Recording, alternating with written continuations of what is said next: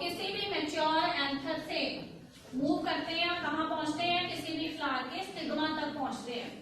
Okay, अब वो कहते हैं कि पॉलिनेशन जो है वो 2 टाइप्स की है, one is self pollination and other is cross pollination. Okay बेटे, व्हाट इज सेल्फ पॉलिनेशन? देखो सेल्फ पॉलिनेशन नेम से पता लग रहा है, अगर एक ही फ्लावर है और उसी का पोलन ग्रेन जो है उसी फ्लावर के अंदर प्रेजेंट जो स्टिग्मा है उस तक पहुंच जाता है और उसमें प्रेजेंट एग सेल के साथ फ्यूज करता है, ठीक है, तो प्रोसेस कौन सा है? सेल्फ पॉलिनेशन है। फिर से सुनेंगे, if pollination takes place within the same flower and the pollen grains from the anther of that flower it falls on the stigma of the same flower, this means all the events they are takes place within the same flower. Then such type of pollination is known as self pollination. Clear? Cross pollination. हाँ जी, species same होती है, species same होगी बेटा, ठीक है। Higher classes में आप पढ़ेंगे कि कई बार इंटरजेनरेट क्रॉसेस भी होते हैं, दूसरी स्पीशीज पे भी पोलन ग्रेन जर्मिनेट कर जाते हैं पर वो सक्सेसफुल नहीं रहते, ठीक है। अभी इसके बारे में कुछ नहीं बता रहे हैं। क्रॉस पॉलिनेशन देखो क्या होता है। क्रॉस पॉलिनेशन जो है it is a type of pollination जिसमें वो कहते हैं कि उसमें भी पोलन ग्रेन जो है उसमें ट्रांसफर होना है, पर एक फ्लावर जो है उसमें से पोलन ग्रेन ट्रांसफर होगा और दूसरे फ्लावर के स्टिग्मा तक पहुंचेगा। ओके बेटे, अब 2 सिचुएशन हो सकती है। देखो व्हाट आर दीज 2 सिचुएशन, कि या तो वो दोनों फ्लावर एक ही प्लांट के ऊपर प्रेजेंट है, ठीक है, एक ही प्लांट है रोज का, उसके ऊपर एक फ्लावर ऊपर लगा हुआ है रोज का, एक फ्लावर नीचे लगा हुआ है, तो कोई प्रॉब्लम नहीं है, ऊपर वाले फ्लावर में से पोलन ग्रेन आता है और नीचे वाले फ्लावर के स्टिग्मा तक पहुंच जाता है। तो this is also the case of cross pollination. पर दूसरी सिचुएशन क्या हो सकती है कि एक रोज का प्लांट है उसके ऊपर एक फ्लावर लगा हुआ है और एक पास ही दूसरा रोज का प्लांट है उस पर भी एक फ्लावर लगा हुआ है, तो फर्स्ट वाले फ्लावर के पोलन ग्रेन जो है वो दूसरे प्लांट के ऊपर जो फ्लावर है उसके स्टिग्मा तक पहुंचते हैं, तो that condition is also known as cross pollination. इसका मतलब एक प्लांट में 2 फ्लावर हो सकते हैं या फिर 2 अलग अलग प्लांट हो सकते हैं, स्पीशीज सेम है पर उनके ऊपर जो फ्लावर्स है उनके बीच में पॉलिनेशन हो सकता है। ये चीज क्लियर होगी? ओके, उसके बाद देखो फिर मैंने आपको बताया था कि पोलन ग्रेन्स जो है they are known as the male gametes and egg cell is known as the female gamete, ठीक है। गैमेट क्या होते हैं वो भी बताया था, गैमेट हैप्लॉइड सेल होते हैं। हैप्लॉइड सेल का मतलब होता है जिनमें सिंगल क्रोमोसोम होते हैं, ठीक है। क्रोमोसोम क्या है वो भी मैं बता चुकी हूँ, जिन स्टूडेंट्स ने रिकॉर्डिंग सुनी है जो घर पे भी थे कोई प्रॉब्लम नहीं है। आई हैव एक्सप्लेन कि गैमेट्स जो है वो रिप्रोडक्शन के दौरान रिप्रोडक्टिव ऑर्गन्स के अंदर बनते हैं, तो अगर मेल रिप्रोडक्टिव ऑर्गन स्टेबल है तो उसके अंदर मेल गैमेट बनेंगे। ओके बेटे, मेल गैमेट क्या है? पोलन ग्रेन्स है। और उसी तरह से फीमेल रिप्रोडक्टिव ऑर्गन का नाम क्या है? पिस्टल, तो उसके अंदर क्या बनेंगे? एग सेल बनेगा, ठीक है। तो फीमेल रिप्रोडक्टिव ऑर्गन जो है उसको पिस्टल अगर हम कहते हैं तो उसके 3 पार्ट है ना, सिग्मा, स्टाइल एंड ओवरी, और ओवरी के अंदर ओव्यूल होता है और ओव्यूल के अंदर क्या होता है? एग सेल होता है। ये चीज समझते हैं सभी बच्चे? अब वो कहता है कि देखो फर्टिलाइजेशन में होना क्या है, तो what is fertilisation? If I define fertilisation in a single line then it is the process of fusion of male gametes with the female gametes, या फिर दूसरे वर्ड्स में मैं कह सकती हूँ it is the fusion of the pollen with the egg, ठीक है, क्योंकि पोलन ही मेल गैमेट है और एग क्या है? फीमेल गैमेट है। और जब दोनों फ्यूज हो जाएंगे तो आपको बताया कि पोलन में भी 1 n यानी सिंगल सेट ऑफ क्रोमोसोम है, एग में भी सिंगल सेट ऑफ क्रोमोसोम है, तो उसको हम कैसे लिखते थे वो भी आपको बताया था कि उसको अगर हमें 1 n लिखना है इसका मतलब है सिंगल सेट ऑफ क्रोमोसोम, ठीक है। तो अगर पोलन के अंदर 1 n क्रोमोसोम है, एग के अंदर भी कितने क्रोमोसोम है? 1 n क्रोमोसोम है, तो उससे एक नया स्ट्रक्चर बन जाएगा और उसमें डबल नंबर ऑफ क्रोमोसोम होंगे, स्ट्रक्चर को हम क्या करेंगे? जाइगोट कहेंगे। तो what is fertilisation? It is the fusion of the pollen with the egg, or you can say it is the fusion of the male gamete with the female gamete, and as a result what is formed? As a result a zygote is formed which contains double number of chromosome। तो अगर मैं gamete के लिए word use करती हूँ कि वो haploid cell होते हैं तो हमेशा याद रखिए कि जो zygote है वो डिप्लॉइड सेल होता है, ठीक है। Diploid means 2, diploid means 2, that is DIPLOID। Alright बेटे, अब देखो सारी की सारी चीजें जो वो किसके अंदर हो रही है? ओवरी के अंदर हो रही है ना, क्योंकि एंथर के अंदर तो पोलन ग्रेन बने थे और उसके बाद आपको बताया कि वो पोलन ग्रेन वहां से मूव करके स्टिग्मा तक पहुंचे और स्टिग्मा जो है उससे वो स्टिग्मा के ऊपर जर्मिनेट कर जाएंगे, उसके बाद वो स्टाइल में पहुंचेंगे, स्टाइल से कहाँ पहुंचेंगे, ओवरी के अंदर पहुंचेंगे। ओवरी में क्या प्रेजेंट है, ओव्यूल। ओव्यूल के अंदर क्या प्रेजेंट है, एग। फिर एग के साथ फ्यूज कर जाएंगे। इस प्रोसेस को हम फर्टिलाइजेशन कहेंगे।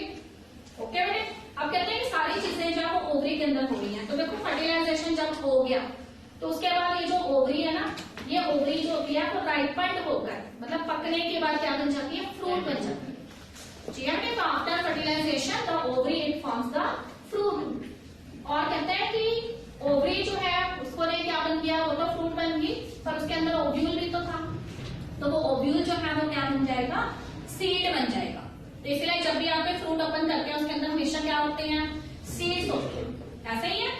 अब देखो एक चीज और है, अब आपको ये तो बता दिया कि पोलन और एग जब फ्यूज हुआ तो उससे जाइगोट बना, पर यहाँ तक ही ये चीज फिनिश नहीं होती है। जाइगोट आगे जाकर एक नए स्ट्रक्चर में डेवलप होता है जिसको क्या कहते हैं, एम्ब्रियो कहते हैं। ठीक है बेटे, तो ओवरी क्या बन गई, फ्रूट बन गई। ओव्यूल क्या बन गया, सीड बन गया। और कहते हैं कि जब आप उस सीड को सॉइल के अंदर डालते हैं और उसकी वाटरिंग करते हैं तो अगले दिन उसमें से क्या निकलता है, एक नया प्लांट निकलता है। तो ये नया प्लांट जो है ना वो एक्चुअली सीड के अंदर प्रेजेंट एम्ब्रियो होता है।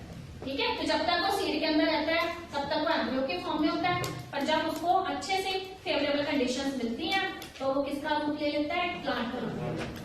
क्लियर, सारी चीजें क्लियर है। अगर आपसे पूछा जाता है कि व्हाट इज अ फ्रूट, तो ऑलवेज यू सेड कि fruit is a ripened ovary. And कौन सा पार्ट जो है वो सीड में डेवलप होता है, सब बच्चों को पता होना चाहिए। ओव्यूल सीड बनता है और सीड के अंदर क्या होता है, एम्ब्रियो होता है, जो कि लेटर ऑन एक मिनिएचर प्लांट होता है। ओके बेटे, यहाँ तक क्लियर है। आपको कहते हैं कि फ्रूट जो है वो भी दो तरह के हैं। ठीक है, हमें टाइप्स ऑफ फ्रूट्स आते हैं, टू टाइप्स ऑफ फ्रूट्स आते हैं। तो first type of fruits they are known as the fleshy fruits और द जूसी फ्रूट्स। ठीक है, जो भी फ्रूट हम घर में खाते हैं वो फ्लैशी फ्रूट्स हैं। फॉर एग्जांपल एप्पल है, मैंगो है, ऑरेंजेस है, मौसम्बी है, ठीक है, पियर है, जो मर्जी खाते हैं आप वो कौन से फ्रूट्स हैं, फ्लैशी फ्रूट्स है, जूसी फ्रूट्स जिन्हें हम कहते हैं। Another category of the fruits are known as the dry fruits. ठीक है, ड्राई फ्रूट्स वो है जो आउटर सरफेस जिनकी बहुत हार्ड होती है, टफ होती है। फॉर एग्जाम्पल जैसे कि विंटर सीजन के अंदर आपने अखरोट खाए हैं, ठीक है, वॉलनट जैसे हम कहते हैं, कैशू नट्स हम खाते हैं, पिस्ताशियो नट हम खाते हैं। ओके बेटे, all of this comes under the dry fruits जिन्हें हम नट्स कहते हैं अपने सिंपल लैंग्वेज में। तो फ्रूट्स कितने टाइप्स के हैं, टू टाइप्स के हैं, जूसी फ्रूट्स और fleshy fruits, and another one is the dry fruits. Okay students, now we are on the last topic and the last topic is seed dispersal. तो all of you know very well that ovules they develop into seeds.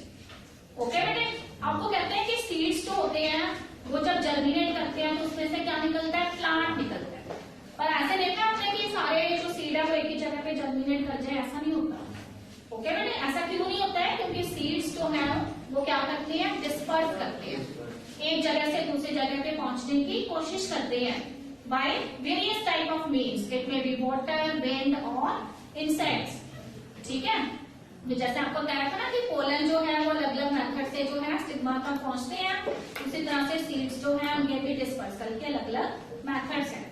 Wind के जरिए कुछ seeds जो है वो wind में उड़ के पहुंचते हैं, कुछ वाटर में स्विम करके पहुंचते हैं, और कुछ किसी एनिमल्स की बॉडीज के साथ अपने आप को स्टिक कर लेते हैं and they move from one place to another. आपको कहते हैं कि why there is a need for seed dispersal. ठीक है, सीड डिस्पर्सल जो है वो होना क्यों जरूरी है, क्यों नहीं सारे के सारे सीड एक ही जगह पे गिर जाते हैं और वहां पे प्लांट्स आ जाए तो क्या प्रॉब्लम है। ठीक है बेटे, तो उसके कुछ एडवांटेजेस उसने बताई हुई है। देखो पेज नंबर 139 के पैराग्राफ नंबर 2 पे, जहाँ पे आपने लिखा हुआ है what do you think will happen if all the seeds of a plant were to fall at the same place and grow there. तो ये क्वेश्चन हमें कैसे आएगा, list the advantages of seed dispersal. Seed dispersal की क्या advantages है। अब first advantage मैं पढ़ रही हूँ आपके लिए। तो फर्स्ट एडवांटेज है there would be a severe competition for sunlight, water, minerals and space. अगर सारे सीड एक ही जगह पे जर्मिनेट कर जाते तो फिर प्लांट्स उनसे जो उगने थे उनको बहुत ज्यादा कंपटीशन फेस करना पड़ना था। किस चीजों के लिए, सनलाइट के लिए, वाटर के लिए, मिनरल्स के लिए और स्पेस के लिए। ठीक है बेटे, कभी भी आपने अगर अपना गार्डन देखा है, कोई किचन गार्डन में आप गए हैं तो आपने देखा है कि अगर वहां पर जो है उनको टाइम टू टाइम जो भी हमारी क्यारियां होती है अगर आप उनको साफ नहीं करते, ठीक है, में से अननेसेसरी प्लांट्स नहीं निकालते हैं तो फिर हमारा जो मेन प्लांट होता है उसकी ग्रोथ नहीं होती है, ओवर क्राउडिंग हो जाती है। ऐसी है ना। तो कहते हैं कि सीड डिस्पर्सल जो इसकी सबसे बड़ी एडवांटेज यही है कि सीड डिस्पर्सल की वजह से अगर दूर दूर सीड्स पड़े होंगे तो फिर जो उनसे प्लांट्स निकलेंगे उनको इनफ अमाउंट में न्यूट्रिएंट्स मिलेंगे, वाटर मिलेगा, स्पेस मिलेगी, सनलाइट मिलेगी और वो सारी चीजें मिलेंगी जो उनको रिक्वायर्ड है। ओके बेटे, सेकेंड वो कहते हैं कि कॉम्पिटिशन जो है उसको प्रिवेंट करते हैं। अगर सभी प्लांट साथ साथ में उग रहे होंगे तो उसके बीच में कॉम्पिटिशन ज्यादा होगा और किसी भी प्लांट को इनफ अमाउंट में जो भी उनकी रिक्वायरमेंट्स हैं वो फुलफिल नहीं हो पाएंगी। तो सेकंड पॉइंट में हम यही लिखेंगे, it prevents competition between the plant and its own seedlings for sunlight, water and minerals. Okay student, and third very important advantage is that it enables the plants to evade new habitats for wider distribution। ठीक है, तो कहते हैं कि plant जो है उसको seed dispersal help करता है कि वो अलग अलग तरह के हैबिटेट में पहुंच सके। ठीक है, तो अगर आप ये रोज प्लांट आपको यहाँ पे नजर आ रहा है तो अगर किसी दूसरी जगह पे भी आप चले जाएंगे वहां पे भी एक रोज प्लांट आपको नजर आ रहा है। ठीक है, थोड़ा और आगे जाएंगे वहां भी नजर आ रहा है, इसका मतलब उसके सीड वहां तक पहुंचे हैं तभी उस जगह पे वो प्लांट ग्रो किए ना। तो कैसे किए, ये सीड डिस्पर्सल के जरिए। तो अलग अलग हैबिटेट जो है उसको प्लांट ऑक्यूपाई कर सके, इसलिए भी सीड डिस्पर्सल जो है वो रिक्वायर्ड होता है। ओके, अर्शप्रीत, ओके बेटे। उसके बाद देखो सीड्स और फ्रूट्स जो होते हैं वो अलग अलग मीन्स के जरिए एक जगह से दूसरी जगह डिस्पर्स होते हैं। तो there are some of the seeds which are dispersed by wind. ठीक है, कुछ ऐसे सीड हैं जो विंड के जरिए मूव करते हैं। तो उसमें देखो उसने आपको बताया हुआ है कि there are some seeds which are winged seed. कुछ ऐसे सीड होते हैं जिनके विंग्स आ जाते हैं, पंख आ जाते हैं और उसकी हेल्प से वो क्या कर सकते हैं, उड़ सकते हैं। ठीक है, दे कैन इजीली फ्लाई। तो उसमें एग्जांपल में आपको पता है कि विंग्ड सीड्स जो है वो ड्रम स्टिक और मैपल के अंदर प्रेजेंट होते हैं। ठीक है बेटे, सीड डायग्राम फिगर 12.13 आपको दो सीड नजर आ रहे हैं, one is of drum stick and other is of maple. Okay, second one जो है, अगर ग्रासेस की हम बात करें तो ग्रासेस में कैसे सीड प्रेजेंट है, लाइट सीड्स प्रेजेंट है। ग्रासेस के अंदर लाइट सीड्स प्रेजेंट होते हैं। ओके बेटे, उसके बाद वो कहता है कि अगर कुछ सीड्स की जो विंड के जरिए डिस्पर्स करते हैं उसकी हम बात करें तो उसमें आग के सीड आ जाते हैं। ठीक है, जिसको मदार कहते हैं हिंदी में। तो उसके अंदर हेयरी सीड्स होते हैं। हेयरी सीड्स सभी बच्चों ने देखे हुए हैं। तो कई बार देखना जब थोड़ा सा टाइम होता है, समर के आसपास होता है, जून जुलाई का टाइम होता है, तो आपके घर में कुछ सीड्स आपको उड़ते हुए नजर आते हैं।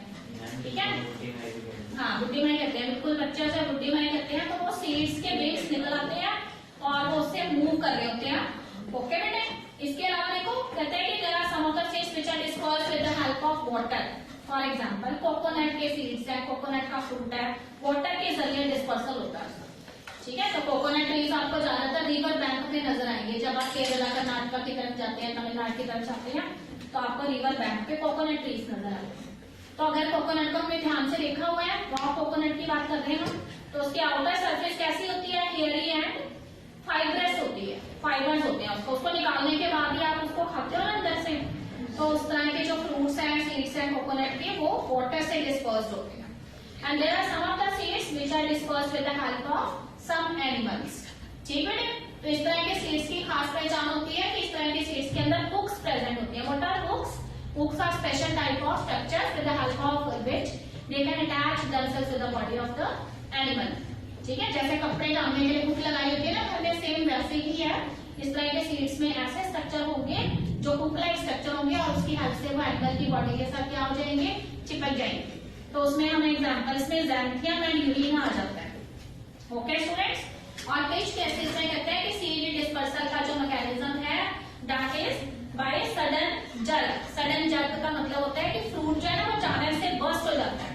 जैसे फ्रूट पक गया अच्छे से तो उसके बाद उसने ड्राई होकर बर्स्ट हो जाना है जोर से, और जैसे वो जोर से बर्स्ट होगा उसमें जितने भी सीड होंगे वैसे बिखर के दूर गिर जाएंगे।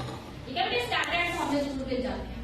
तो ऐसे कई सारे सीड्स जो है इस तरह से डिस्पर्स हो गया। तो उसमें कैस्टर एंड बाल्सम सीड आ जाते हैं। ठीक है, यहाँ पे एक ट्री हमारे स्कूल में लगा हुआ है, जो हमारे रिसेप्शन से जो गेट बाहर गया ना वहाँ पे एक ट्री है, उसके फ्रूट को ध्यान से देखना। ऐसे ड्राई से कलर के फ्रूट लगते हैं उसके काफी बड़े बड़े, और उसमें जो मेथड है सीड डिस्पर्सल का वो सडन जर्क मेथड है। जब वो ड्राई हो जाएंगे ऐसे कौन हो जाती है एकदम से सडनली, और उसमें से सीड्स जो है वो दूर जाके गिरते हैं। क्लियर हो गया? अब ये चैप्टर हमारा हो गया कंप्लीट। अब हम 5वीं ठीक है, जिस स्टूडेंट का आंसर आता है वो सिर्फ हैंड रेज करेगा, इकट्ठे बच्चे नहीं बोलेंगे, नहीं तो मैं आपका हो गया आंसर। ओके, दैट एक्सरसाइज पे आइए। आज और कल तक आपको इसकी पीडीएफ आएगी, आपने क्वेश्चन आंसर अपनी कॉपी में करने हैं, filling the blanks, match the columns करके नहीं करने। Okay student, first is production of new individuals from the vegetative part of the parent is called. ये देखो बोलो, प्रोपेगेशन। ठीक है बेटा, वेजिटेटिव प्रोपेगेशन। प्रोपेगेशन की स्पेलिंग है PROPAGATION। ओके एक्सपेंड बोलिए। A flower may be either male or female reproductive part. Such a flower is called yes बेटा unisexual flower। अगर सिर्फ स्टेमन या सिर्फ पिस्टल प्रेजेंट है। यस आप बोलो बेटे। The transfer of pollen grains from the anther to the stigma of the same or of another flower of the same kind is known as pollination। सिर्फ pollination नहीं है ये, Cross pollination। Very good, cross pollination है। ठीक है बेटे, cross pollination is the answer, D part. अंजी आप बोलो बेटे। The fusion of male and female gamete is termed as Fertilization। very good, fertilization। Sit down। या दीपक बोलो। Seed dispersal takes place by means of dash dash and dash। Wind, water and animals. Yes, wind, water and animals।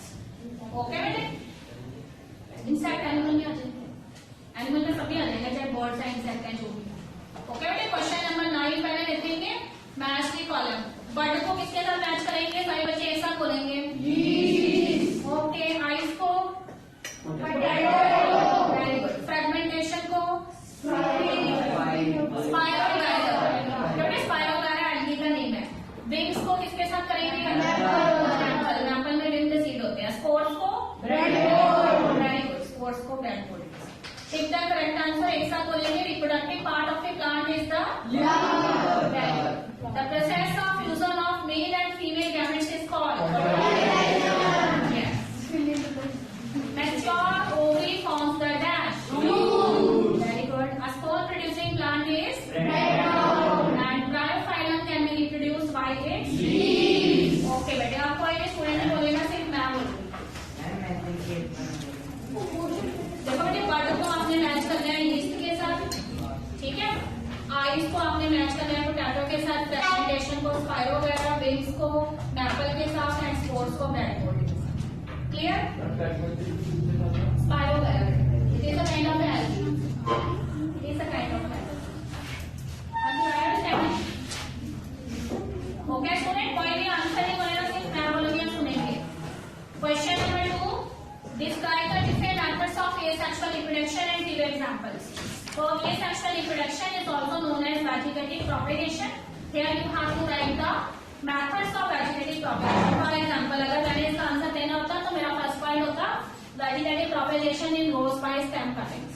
Okay, vegetative propagation in potato by sprouting of buds। Vegetative propagation in bryophyllum by leaves or leafy buds। Vegetative propagation in sweet potato by roots। Then spore formation in fungi। Okay, बेटे, spore formation in fungi, breadfruit। And then budding in yeast। और इसके अलावा एक और पढ़ा था ना, और क्या पढ़ा था, कुछ रह गया कि हो गए सारे? हो गए। फ्रेगमेंटेशन, यस, फ्रेगमेंटेशन इन एल्गी नोन एज स्पाइरोगायरा। तो ये सारे इसके अंदर हमने लिखने हैं। उसके बाद देखो, explain what you understand by sexual reproduction. इसका आंसर दे सकते हैं students. What do you mean by sexual reproduction, यानी you have to define sexual reproduction. Yes students, anybody want to give the answer? बोलिए। And sexual reproduction involves the fusion of the male and female। ये definition नहीं हुई, चलो बैठ जाओ। देखो बेटे, sexual reproduction is a type of reproduction in which two parents are involved। One is the male parent and another is the female parent। Okay बेटे, and as a result the offspring which is formed, it is not the true copy of their parents। Some differences are there in the offspring। Okay student, question number 4 कुछ, हाँ जी ठीक है। State the main difference between asexual and sexual reproduction। हाँ जी, सबसे पहले asexual reproduction। याद बेटे, अपने अपने पॉइंट याद रखिए। Yes, first point, reproduction in which the single parent is involved. Very good. ठीक है बेटे, ये sexual reproduction single parent is involved. Yes, in sexual reproduction. In sexual reproduction, two parents are involved. Yes, in sexual reproduction, two parents are involved, male parent and female parent. Point number 2, asexual. In asexual reproduction, the young one produced is a carbon copy of their parents. Very good. ठीक है बेटे, in asexual reproduction, the offspring of the young one produced is a true carbon copy of their parents. And in sexual reproduction, yes बेटे, The offspring is not the true copy of their parents. yes, the offspring is not the true copy of their parents. Some differences or variations are there. And point number 3. Point number 3. No one. Point number 3. हाँ जी बिल्कुल. In asexual reproduction, seed formation is not there. And in sexual reproduction, always seed formation is there. ठीक है बेटे, यही पढ़ा था ना? उसके बाद देखो नेक्स्ट क्वेश्चन. इसमें हमने एक डायग्राम ड्रॉ करना है जिसमें आपने रिप्रोडक्टिव पार्ट्स के आपने ड्रॉ करने. तो हम इसमें ये वाला डायग्राम ड्रॉ करेंगे. देखिए ये सभी स्टूडेंट. ठीक है बेटे, स्टेमन जिसमें आपको एंथर एंड फिलामेंट नजर आ रहा है स्टेमन के अंदर, और नीचे देखो पिस्टल के दोनों डायग्राम हम ड्रॉ करेंगे. पिस्टल जिसमें स्टिग्मा, स्टाइल एंड ओवरी आपको नजर आ रही है, और सेकंड डायग्राम में ओवरी के अंदर ओव्यूल्स भी आपको नजर आ रहा है. ठीक है, this is the important diagram. ये एग्जाम में आ सकता है, इस बार के एग्जाम्स में तो अच्छे से ड्रॉ करेंगे इसको. उसके बाद हम आगे नेक्स्ट क्वेश्चन पे. Next question is explain the difference between self pollination and cross pollination. Yes student, self pollination. The pollination in which same Could you narrate it? Very easy. Self pollination. The pollination takes place within the same flower. What is his name? लक्ष्य. हाँ याद आ गया. इतना इतना देखने की क्या जरूरत है? सीधे ही बन रहा है आंसर. देखो, self pollination is the type of pollination which takes place within the same flower. जो एक ही फ्लावर के अंदर होती है वो सेल्फ पॉलिनेशन है. जो दो अलग अलग फ्लावर्स में होती है वो क्रॉस पॉलिनेशन है. ओके बेटे, दैट जो self pollination definition, it is the transfer of the pollen grains from the anther to the stigma of the same flower. And cross pollination, it is a transfer of the pollen grains from the stigma of one flower to the another flower Through water. whether the flowers may be present on the same plant or they may be present on two different plants but of the same species. Okay then, third point, in self pollination, क्योंकि एक ही flower के अंदर हो रहा है, उसमें pollen भी present है, उसमें स्टिग्मा भी प्रेजेंट है, तो इसलिए फर्टिलाइजेशन वहां पे 100% श्योर है. तो सेल्फ पॉलिनेशन से हमेशा सीड फॉर्मेशन जो है वो होता ही होता है. ठीक है बेटे, पर क्रॉस पॉलिनेशन में गड़बड़ है, क्योंकि क्रॉस पॉलिनेशन में एक फ्लावर से दूसरे फ्लावर तक जो है पोलन में पहुंचना है, तो बीच में वो क्या हो सकता है, मिसप्लेस भी हो सकता है. हो सकता है विंड थोड़ी ज्यादा तेजी से चले एंड पोलन कहीं और गिर जाए, उस फ्लावर तक पहुंचे ही नहीं, तो सीड फॉर्मेशन वहां पे श्योर नहीं होता. तो थर्ड पॉइंट है seed formation is sure in case of self pollination but it is not sure in case of cross pollination. Okay बेटे, तो 50-50% chances are there. Now next question, question number 7. How does the process of fertilization take place in flower? हाँ जी. How does the process of fertilization take place in flower? देखो इस question का answer हम कैसे लिखेंगे? पहले तो सबको पता होना चाहिए कि फर्टिलाइजेशन है क्या. It is the fusion of the male gamete with the female gamete, और you can say it is the fusion of the pollen with the egg. ठीक है. अब all of you know very well that pollen grains they are formed in the anther of the flower. Pollen grains किसमें बनते हैं? Flower के anther में बनते हैं. So when these pollen grains they are formed in the anther and the anther it becomes mature, then these pollen grains they comes out from the anther and by the process of pollination they reaches the stigma of the flower, and from the stigma they enter into the style, they enter into the ovary, and inside the ovary what is present? Ovule is present. They enter into the ovule. They come in contact with the egg cell. They fuse with the egg cell and form a diploid structure known as zygote. So this whole thing is known as fertilization. ठीक है, कुछ भी याद करने की जरूरत नहीं है. देखो अपने आप ही निकल रहा है मुंह से. Describe the various ways by which seeds are dispersed. हाँ हाँ जी, कौन से 3 मेथड है जिससे सीड्स जो है उनको डिस्पर्स कर सकते हैं? हेडिंग नंबर 1, अगर फर्स्ट पॉइंट हमने बनाना होता, seed dispersal by water, very good, water, चलो वाटर, हाँ जी, कोई बात नहीं। कौन से सीड आ जाएंगे इसमें? coconut seeds, कोकोनट के सीड्स भी आ जाएंगे, कोकोनट के फ्रूट्स भी आ जाएंगे। ओके बेटे, हाँ जी। Point number 2, sit down please. Yes बेटे, point number 2, some seeds are carried away by winds.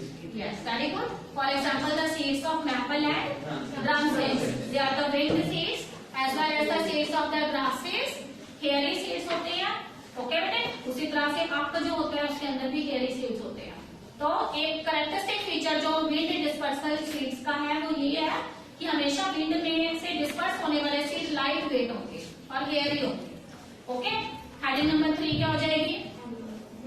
Yes, better. Some seeds are dispersed by animals. Yes. And these seeds are special type of structures known as hook-like structures by which they attach themselves to the body of the animals and disperse from one place to another. Okay, बेटे? उसके अलावा और कुछ? हाँ जी। Some seeds are dispersed when the flowers burst out. Yes. Yeah, beटे, some seeds they comes out from the fruit when there is a sudden jerk in the fruits after their maturation. तो उसके अंदर आपको कौन से seeds नजर आते हैं? तो आपको कैस्टर के अंदर इस तरह के सीड्स प्रेजेंट होते हैं। ओके बेटे?